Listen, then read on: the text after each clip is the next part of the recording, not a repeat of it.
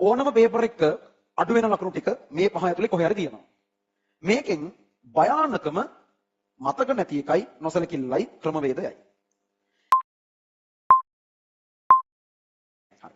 දැන් පේපර්ස් ලියනකොට ඕගලන්ට වෙන ප්‍රශ්නයක් තමයි පන්තිවලදී ගණන් හදන්න පුළුවන්, ගෙදරදී ගණන් හදන්න පුළුවන්, ඒ ගානක්ම පේපර් එකේ හදි බෑ.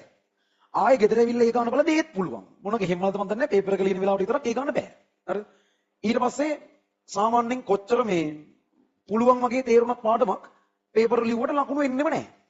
සහ එක සතියක පේපර් එකක් ලියනවා ඊළඟ සතියේ ආයෙ ලියවම කොච්චර වැඩ කරලා ගියත් ඒ ලකුණු වැඩි වෙලා වගේ වෙලක් නැහැ. එහෙම ගියාම පේපර් ලියන එකේ පා වෙනවා, අන්තිම පේපර් ලියන එක නතර කරලා දානවා. ඒ කියන්නේ මම පාඩම් කරලා ඉවර වෙලා ඇවිල්ලා පේපර් ලියනවා කියලා හිතා ගන්නවා. එහෙම හිතන්නේ කවදාවත් පේපර් ලියන්නේ නැහැ. හරි? ඒ කියන්නේ ඒක තමයි විනාශයේ මුල. පාඩම් කරලා නැහැ. ඒ හින්දා දැන් පේපර් ලියන්න බෑ. පාඩම් කරලා ඇවිල්ලා පේපර් ලියනවා. ඒක මම මේ වෙලාවේ වැඩි කතා කරන්න වෙලාවට හින්දා කියන්නේ ඒක තමයි වෙන්න පුළුවන් නරකම ගන්න පුළුවන් නරකම තීරණේ. කොහොම හරි පේපර් ලියන ගමන් පාඩම් කර කර ලකුණු හදා ගන්න එකයි කරන්න ඕනේ. පාඩම් කරලා ඉවරලා ලකුණු හදා ගන්නවා කියන්නේ හෙන්න බොරුවක්. ඔක කීයටවත් වෙන්නේ නැති වැඩක්. ඒ හැමනම් කන්න එපා. ඒකට නම් අහු වෙන්න එපා. ඔයාට හිතුණට ඒක වෙන්නේ නැති වැඩ. පේපර් වලට ලකුණු අඩුවෙන් එන්න හරි ලිය ඒ ගමන් පාඩම් කරන්න. අරක වෙන්නේ නැහැ. හරි. පේපර්ස් වල මුලින්ම එහෙම ලකුණු අඩු වෙන්නේ ඇයි? හේතුව මම මේක කලින් කිව්වද කියලා මට මතක නැහැ. මම සම්පූර්ණයෙන් කියන්නම්. ඕගොල්ලන්ට අර නිදහසේ යමක් කරනකොට අපේ ඔළුව වැඩ කරන විදිහයි ඒක තීරණාත්මකයි. මේකෙන් මාව මැනෙනවා කියලා දන්නකොට වැඩක් කරන විදිහයි මාර වෙනස්. ඔළුව වැඩ කරන විදිය වෙනස්. ඒ කියන්නේ ඔය බාත්රූම් වල සින්දු කියන උන්ට ස්ටේජ් වල සින්දු කියන්න බෑනේ. එහෙම හොඳට හරිද? බාත්රූම් වල ලස්සනට සින්දු කියන්න පුළුවන් කෙනෙක් ඉන්නවා. ස්ටේජ් එකට ගිහිල්ලා ඒ සින්දුවම කියන්න දුන්නම අර වෙවුලන්න පටන් අරගෙන සින්දු දිහා කතා කරගන්නත් බැරි වෙන එහෙම වෙනවනේ. මොකක්ද මේ වෙනස? උට ඒ සින්දුවම ගෙදරදී ලස්සනට කියන්න පුළුවන් වෙන්නත් ස්ටේජ් එකට ගිහිල්ලා හාන්නත් මොකක්ද හේතුව? කතා පවත්වනකොට ගෙදරදී හොඳට පුරුදුලා යනවා. ස්ටේජ් එකට නැගලා ගම කනවා. හරි. ඇයි ඒ? ඔක හැම දෙයකටම එහෙමයි. අර මොකක් හරි දෙයක් තීරණාත්මක වෙනකොට පොඩි ප්‍රෙෂර් එකක් වැඩ කරන්න ගන්නවා ඔළුවේ. අර පොඩි පීඩනයක්. දැන් මේක බලලා ලකුණු හම්බ වෙනවා. ලකුණු අඩු වෙයිද දන්නේ නැහැ. රෑන්ක් එකකුත් වෙබ්සයිට් එකේ වැටෙනවා. දැන් සමහරකට ගෙවල් වලුත් පේපර් හොයනවා. ඒකට ඊට වඩා ප්‍රෙෂර් ඒක. ඔය වගේ ඒක දැන් ඕගොල්ලන්ට මොකක් හරි පොඩි gadol දෙකක් තියලා ඒ දෙක මැදින් ලෑල්ලක් තියලා ලෑල්ල උඩ ඇවිදින්න කිව්වොත් ඕගොල්ලෝ කවුරුත් වැටෙන්නේ නැතුව ඇවිදියි. ඔය ලෑල්ලම ගඟක එහා සමානම පරතරයක් තියෙන ගඟක යුරු දෙක අතරින් දාලා මේ ගඟේ කිඹුල්ලු ඉන්නවා වගේ කියලා දැන් ඇවිදින්න කිව්වොත් භාගයට භාගයක් ගඟේ. හරි. ඇයි එකම ලෑල්ල, එකම දුර, එකම කෙනා අර වෙලාවේ අවුලම්ම නෑ. දන්නවනේ වැටෙන්නේ නෑ. වැටුණොත් අඟලයි දෙකයි. අරක වැටුණොත් කිඹුලෙක් නේ. හරිද? ඒ දෙක දෙකක්. එතකොට ඒ වගේ ස්ට්‍රෙස් කන්ඩිෂන්ස් වල අපි වැඩ කරන විදිය වෙනස්. එහෙනම් විභාගවලදී ලකුණු අඩු වෙන්න එක ප්‍රධානම හේතුවක් ඒක. අනිත් එක ඉතින් ටයිම් මැනේජ්මන්ට් අවුල් අනම්මනම් අර විෂය කරුණු වල අවුල් ඔය ඔක්කොමයි අරකයි ඔක්කොම එකතු වුණාම තත්ත්වය ඊටම නරකයි. ඒ හින්දා අපි සාමාන්‍යයෙන් කියන්නේ නොලෙජ් එක 100ක් තියෙන ළමයෙක් මුල් කාලේ පේපර්ස් ලියද්දි ලකුණු වෙන්නේ 60ක් විතර. මුලින්ම ලියද්දි. ඔක 60ද 70ද වගේ එක චුට්ටක් එහාම එහා වෙන්න පුළුවන්. අර මම කියන්නේ සාමාන්‍යයෙන් නොලෙජ් එකෙන් වාට ගන්න පුළුවන් ලකුණෙන් මුලදීම පේපර්ස් කරද්දි එන්නේ 160ක් විතර. දැන් ගොඩක් එවුන්ට නොලෙජ් එක තියෙන්නේ 160ක් විතර. ඒක ලකුණු වෙන්නේ 30ක් විතර. හරිද? يعني 100ක් තිබ්බොත් 60ක් වෙනවා කියලා මම මේ කියන්නේ. ඒතර ඒ හින්දා මුලදී يعني අපිට මුල් ටිකේ පේපර්ස් ලියද්දි තමයි ඒක කාලේ ටික ඕක වැඩි වෙනවා. හරිද? මුලදී අපි පේපර්ස් ලියනකොට ඔය මම කියපු සියලු ප්‍රශ්න නිසා අපේ උපරිමයේ පේපර් එකේ අපිට perform කරන්න බෑ. ඒක තමයි හැටි. හැබැයි ස්ටේජ් වල කාලයක් තිස්සේ සින්දු කියලා තියෙන උන්ට. හරිද? නිකන් අර ඩේලි ස්ටේජ් නගිනේ උන්ට ස්ටේජ් එකත් එකයි ගෙදරත් එකයිනේ. උන් ස්ටේජ් එකේ සින්දු කියද්දි උඹයි නෑනේ. ඔය ඉන්න හොඳම perform කරන්නේ උන්ට ස්ටේජ් එකට ගෙදර දාලා උන් ස්ටේජ් එක ගෙදර වගේ උන්ට. එතරට ඒක සින්දු කියලා. එතකොට එහෙම ස්ට්‍රෙස් වෙනවා, බය හිතෙනවා, වේවුලනවා, කතා කරගන්න බැරි වෙනවා. එහෙම වෙන්නේ නෑ උන්ට. අර පුරුදු නැතිකමට කරද්දී තමයි ඔය ප්‍රශ්න ඔක්කොම එන්නේ. ඒතර ඕගොල්ලොන්ගේ ඔය ප්‍රශ්නේ විසඳෙන්නේ කාලයක් තිස්සේ පේපර්ස් ලියන එක තුලින්ම විතරයි. ඒ හින්දා පළවෙනි දේ ඕගොල්ලන්ගේ ලකුණු අඩු වෙන එකම හේතුව පාඩම් නැති එක නෙවෙයි. පාඩම් තියෙන ටිකෙන්වත් ඕගොල්ලන්ට උපරිම ලකුණු වෙන්නේ නැහැ. කාලයක් ඒක ප්‍රැක්ටිස් කරලා නැත්තම්. ඒ හින්දා කීයටවත් පේපර් ලියන එක නතර කරන්න එපා. පාඩම් කරලා ඉවර වෙලා පේපර් ලියන්න එනවා කියන මේ වැඩේ කරන්න එපා. ඉතින් මට ඊට වඩා එක කියන්න බෑ. يعني මට වැඩක් නැහැ නේ උඹලා පේපර් ලිව්වත් එකම නැත්ත් එකයි. ඒ වුණාට ඒක ලියන එකෙන් ඕගොල්ලන්ට මාර හොඳක් වෙනවා. ඒක අනිවාර්යෙන් කරන්න. කොච්චර ලකුණු අඩු වුණත් ඒ ගැන හිතන්නේ නැතුව ලියන්න පේපර්. එහෙම නැත්තම් පාඩම් කරලා කියලා ඕගොල්ලෝ එනකොට මුලදී කරපුවා ඔක්කොම අමතක වෙලා ආයෙ ලකුණු නැහැ. කවදාවත් ඔය පේපර් ලිවිල්ල වෙන්නේ නැහැ. ඒ නිසා අනිවාර්යෙන් ඒක කරන්න ඕනේ. ඒකෙන් මේක ටික ටික හැදෙනවා. 160 70 80 වගේ දන්න ටික උපරිමයෙන් ලියා ගන්න පුළුවන් මට්ටමට එනවා ඒකෙන්. ඊළඟට පේපර්ස් වල ලකුණු වැඩි වෙන්න මොනවද කරන්න ඕනේ? දැන් ඉබේ වැඩි වෙයි කියන ඉඳලා හරියන්නේ නැහැ නේද? අපි මොනවද ගෙදරින් කරලා කොහොමද ලකුණු වැඩි කරගන්නේ? මේමයි. පේපර් එකක ලකුණු අඩු වෙන්න පුළුවන් විදි කැමරාව. පේපර් එකක ලකුණු අඩු වෙන්න පුළුවන් විදි තියෙනවා පහක්. මොකද පේපර් එක වාට ලකුණු අපිටම තියෙන්නේ 54යි කියලා. තව 50ක් නැහැ, 50ක් 40ක් නැහැ නේ. ඒ ලකුණු ගන්න අඩු වෙන්න පුළුවන් විදි තියෙනවා පහක්. ඕගොල්ලෝ හැම සතියෙම තමන්ගේ බලපු පේපර් එක අතට ආවට පස්සේ තමන්ට තියෙන ලකුණ ටුට්ටක් එහෙම තිබ්බදින් තමන්ට අඩු වෙලා තියෙන යම් ප්‍රමාණයක් තියෙනවනේ 46ක් හරි ගියක් හරි අඩු වෙලා තියෙනවනේ. ඒ 46 මම මේ කියන වර්ග පහට කඩන්න ඕන. ඒ වර්ග පහ මෙන්න මේවා. පේපර් එක ලකුණු අඩු වෙන්න පුළුවන් විදි පහ මං කියන්නේ. එකක් තමයි ඉගෙනගෙන නැහැ. කියන්නේ දන්නේ නැහැ. එහෙම ප්‍රශ්නයක් දන්නේ නැහැ මම. එහෙම එකක් මම ඉගෙනගෙන නැහැ. ඉතින් ඕගොල්ලන්ගේ පේපර්ස් වල මේ කලාතුරකින් තාම ඕගොල්ලන්ට කෙරලා නැති දේවල් වලින් ප්‍රශ්නයක් දෙකක් එහෙම වැටෙනවා. මම ඒක පුළුවන් තරම් අවම වෙන්න විදිහට ඊළඟ මාසවල ඒක හදන්න කියලා කිව්වා. ඒක සෑහෙන දුරට හරියයි. ඒතකොට මේක බින්දුවටම වගේ එයි. දැනට මෙතනින් ඉස්සරහට එහෙම එකක් හදිස්සියවත් දාලා තිබ්බොත් ඒකට ඕල් දෙනවා. හරිද? ඒ කියන්නේ ඕගොල්ලෝ තාම ඉගෙනගෙන නැති ඒ වගේ ප්‍රශ්නයක් වැටලා තිබුණොත් පේපර් එකට වැරදීමකින් හරි ඒක කියලා දැනුවත් කරලා තියෙන. ඒ කියන්නේ ඕගොල්ලන්ගේ පේපර් එක හදන්නේ අමිරසාර සමහරක් වෙලාවට අර අමතක වෙලා වගේ වෘද්ධිර වැටෙනවා ප්‍රශ්න. එතකොට මේ ඒ නිසා දන්නේ නැතිව තාම වැටිලා තියෙන ඉඩ තියෙනවා. ඒක ඉස්සරහට එහෙම වැටුනොත් මම ඕල් දෙන්න කියන්නම්. සහ පුළුවන් තරම් වැටෙන්නේ නැති වෙන්න එක හදලා දෙන්නම්. ඒතර එහෙම තාම ඉගෙනගෙන නැති නිසා.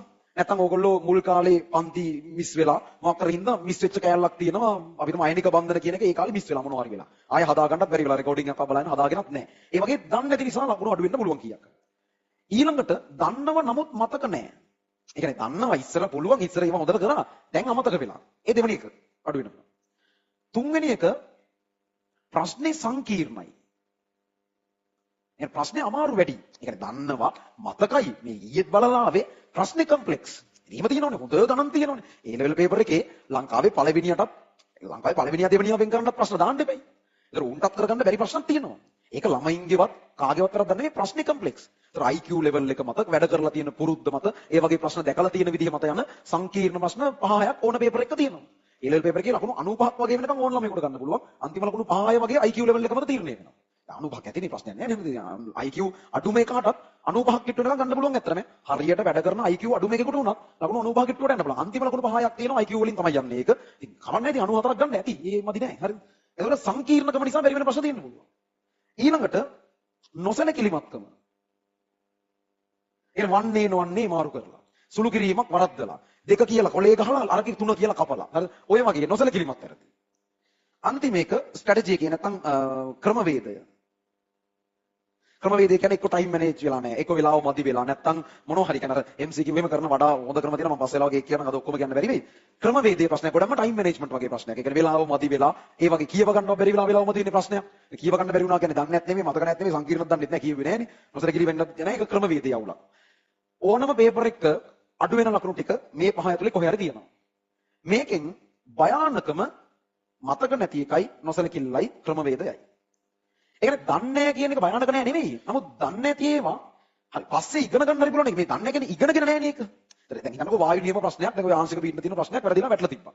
ඒක දන්නේ නෑ ඔයගොල්ලෝ. ඒක ඉස්සරහට ඉගෙන ගත්තම පුළුවන් වෙනවා ප්‍රශ්නයක් නෑනේ. ඒ කියන්නේ ලොකු අවුලක් නෑනේ. ඒක දැනට ලකුණු අඩු වුණාට ඒක හිත වද වෙන්න ඕනේ නෑනේ. ඉස්සර ඉගෙන ගන්න තිබුණ එකක් පන්ති මිස් වෙලා වගේ බැරි වුණා නම් ඒක නම් රෙකෝඩින් එකක් හොයාගෙන හරි වෙබ්සයිට් එකෙන් ස්ටඩි පැක් එකක් අරගෙන හරි යාළුවෙක්ගෙන් අහගෙන හරි කවර් කරගන්න වෙනවා. නැත්නම් ඕගොල්ලන්ටත් රිවිෂන් කියලා જાතියක් එනවනේ. ඕන්නම් ඒ රිවිෂන් එකට ඒ අදාළ කාලෙට විතරක් ඇවිල්ලා. ඒ කියන්නේ තියරි ළමයි රිවිෂන් යන්නේ නැහැ. තියරි ළමයි තියරි පන්ති වලින් වැඩ කරන රිවිෂන් කියන එක තියෙන්නේ සෙකන්ඩ් සයි තර්ඩ් සයි ළමයින්ට. අර මොනවා හරි පාඩමක් මිස් වුණොත් ඒ පාඩම කවර් කරගන්න විතරක් රිවිෂන් එකකට ආවට කවන්නේ නැහැ. නැත්නම් තියරි පන්ති වෙනයි රිවිෂන් පන්ති වෙනයි. තියරි ළමයි රිවිෂන් වල පස්පා ගන්නවත් ඕනේ නැහැ. ඒගොල්ලෝ පාඩුවේ මේ පන්තියෙන් වැටි කරන් යන්නේ. පන්ති කොටකට ගියාම රිසල්ට් එනවා. එහෙම එකක් නැහැ. කොහොම හරි මේ ඒවා එහෙම අඩුපාඩු තියෙනවා නම් හදා ගන්න chance එනවා. ඒක shape. දන්නේ නැති එක shape. මොකක් හරි කරගත්ත හැකි. මතක නැහැ කියන්නේ ඊට වඩා ඒක ප්‍රශ්නයක් ළමයි. يعني ඉස්සර පුළුවන් එක ඉස්සර ගණන් හදපු එක දැන් බැරි වෙලා. මතක නැති. යන්නේ ඒ වගේ ඒවා බලලා ඕගොල්ලෝ ඒකට වෙන වෙන ලකුණු ගන්න කීයද කියලා බලන්න. ඊට පස්සේ ඊට අදාළ විෂය කරුණු ටික මොනවද කියලා බලන්න. ඊට පස්සේ ඒ විෂය කරුණු ටික අනිවාර්යෙන් ඊළඟ සතියේ පේපර් එකට කලින් ආයෙ බලලා ඉන්න. හරියට මේ වැඩේ කරොත් කවදාවත් ඕගොල්ලන්ට එක දෙයක් ආයෙ පාඩම් කරන්න වෙන්නේ නැහැ. ඇයි හැම සතියෙම පේපර් වල සිලබස් එකෙම ඔයාලා දන්න ඔක්කොගෙම ප්‍රශ්න ඇහෙනවා. ඒක හැම සතියෙම ඔයාලට මතක නැත්තේ මොන කොටස්ද කියලා ඔයා පේපර් එක ඇනලයිස් කරලා බලනවා. ඒතර ඔයා ඒ සතිය තුල ඒක නැවත බලනවා. ඒතර ඒක අමතක වෙන්න කාලයක් නැහැ නේ. ඇයි සතිපතා ඔක්කොම අමතක වෙන්න. ඒ කියන්නේ කෑලි මෙමරි එකෙන් හැලෙනවා. මතකෙන් කෑලි හැලෙද්දී ඔයා ආයෙ අහුලලා අලව ගන්නවා. ඒ වගේ එකක් මේ කරන්නේ. ඕක කරා නම් අකණ්ඩව ආයෙ මේ කිසිම පාඩමක් නැවත පාඩම් කරන්න වෙන්නේ නැහැ. එහෙම නැත්තම් ටික කාලයක් ඇදී කරපුවා මතකයි. ආයෙ මුලින් ඉඳන් බලන්න වෙනවා. දැන් ඕන පාඩමක් මාස දෙකක් යද්දී මොකොත් මතක නැති මට්ටමට අමතක වෙනවා. මෙහෙම ප්ලෑන් එකක් එක ගියේ නැත්තම්. ඒ අමතක වීම ලෙඩක් නෙමෙයි. ඒක මිනිස්සු ප්‍රෝග්‍රෑම් වෙලා තියෙන විදිහ. මිනිස්සුගේ මෙමරි එකේ හැටි ඒක. ඕගොල්ලෝ මෙහෙම එක්කින් තමයි ඒක අමතක නොකර තියාගන්න ඕනේ. ඒතකොට මතක නැති එක හදන්න ඕනේ එහෙම. සංකීර්ණ ප්‍රශ්න කියන එක දැනට ලොකුට හිතන්න එපා. ඒක හැදෙන්නේ ඒ වගේ ප්‍රශ්න කර කාලයක් යනකොට Tamanට ඒවට පුරුද්ද වැඩි වෙවි යන එකක්. ඒක එක සතියෙන් දවසෙන් කරන්න පුළුවන් දෙයක් නෙමෙයි. සංකීර්ණකමට වැරදුන ප්‍රශ්න අවුලක් නැහැ. ඒක ගැන සතුටු වෙන්න. ඒ කියන්නේ ඒ ප්‍රශ්නේ අමාරුයි. ඔය අමාරු ප්‍රශ්නයක් තේරුම් ගත්තා. වැරදුනා. නමුත් තේරුම් ගත්තා. ආයෙ මෙහෙම එකක් ආවොත් හරියට කරනවා. ඒක තමයි සංකීර්ණ ප්‍රශ්න වල වෙන්න ඕනේ. ඒක න ලොකුවට මද වෙන්න ඕනේ නැහැ. ඒක කාලෙත් එක්ක හිමීට හැදෙයි. IQ වැඩි කරන්න විදියක් නැහැනේ. පළපුරුද්ද දකින්න ප්‍රමාණය අනම්මනම් ඒව මත තමයි ඒ වගේ ප්‍රශ්න හරියන chance එකේ. නොසලකිල්ල ලොකුම ප්‍රශ්නයක්. නොසලකිල්ල තමයි තියෙන නරකම දේ. A level paper එකේ මම කලිනුත් කියලා ඉතින් සමහරක් විට එක MCQ එකකින් A level වල මැද මට්ටමේ ළමයෙක්ගේ ඒ කියන්නේ ලකුණු අඩු මෙවුන්ගේවත් වැඩි මෙවුන්ගේවත් මම මේ කියන දේ වෙන්නේ නැහැ. මැද මට්ටමේ ජෙනරල් මට්ටමේ ළමයෙක්ගේ එක MCQ එකක් කියන්නේ සාමාන්‍යයෙන් අයිලන්ඩ් රෑන්ක් 200ක් 300ක් විතර. හරිද? එතකොට හිතන්නකෝ එක පේපර් එකක MCQ එක ගානේ පේපර් 3ට බයෝ ළමයෙක් කියලා හිතමු මැත්ස් ළමයින්ගේ MCQ එකේ මොනවා හරි කෙටි ප්‍රශ්නයක් මොනවා හරි වැරදිලා එක ගානේ නොසලකිරීමක් වැරදි වෙනවා. එක පේපර් එකකට ලකුණු ගානේ නොසලකිරීමක් වැරදි වෙනවා. ලකුණු 3ක් කියන්නේ අයිලන්ඩ් රෑන්ක් 900ක් විතර. මෙඩිසින් ගන්නෙත් 1800ක් විතර. හරිද? ඒ කියන්නේ 2000ක් වගේ උපරිම. ඉංජිනේරුන්ට ඊට පොඩ්ඩක් වැඩි ගානක්. ඉතින් මම 1500 විතර වෙලා මෙඩිසින් යන්න ඉඳලා ලකුණු 900ක් විතර වෙන කොහෙටදෝ ගිහිල්ලා අන්තිමට ඩෙන්ටල් වත් වෙට්පත් යන්න බැරි මට්ටමේ රෑන්ක් එකකින් අතර වෙන්නේ. එක නොසලකිරීමක් වැරද්ද ගන්න පේපර් 3ට කරාම ඇතිය. එක නෙවෙයි ඕගොල්ලෝ කොච්චර කරනවද බලන්න. එක පේපර් එකක් කරන් බලන්න වැඩි හරියක් තියෙන ඒවා සමහරුන්ගේ. 5ක් විතර ඒවා. එක පේපර් එකෙන් ලංකාවේ පළවෙනියා වෙන්න හිටියත් ඌ මෙඩිසින් වත් යන්න බැරි වුණ අතර වෙන්නේ. ඒ උඩම ලෙවල් එකට නම් කොහොම ලකුණෙන් ඔච්චර වෙනස් වෙන්නේ නැහැ. අර ව්‍යාප්තිය මේ වගේනේ ලකුණු ව්‍යාප්ත වෙන්නේ ළමයින්ගේ.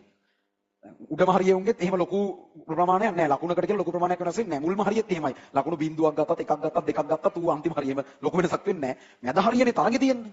තරඟේ තියෙන කලාවේ තත්ත්වය ඔහොමයි. ඒතර වැට උඩ ඉන්න ළමයි නැත්තම් අර මෙඩිසින් යම්දෝ වගේ ඉන්නේ උන්ට මේ අර ඉංජිනේරින් එහෙම ඉන්නේ උන්ට ওই ප්‍රශ්නේ සරටම තියෙනවා. ඒක තමයි වැඩි පිරිසක් ළමයි ඉන්නේ. ඒක නොසලකිරීමක් කරදි කියන්නේ එන කේස් එකක්.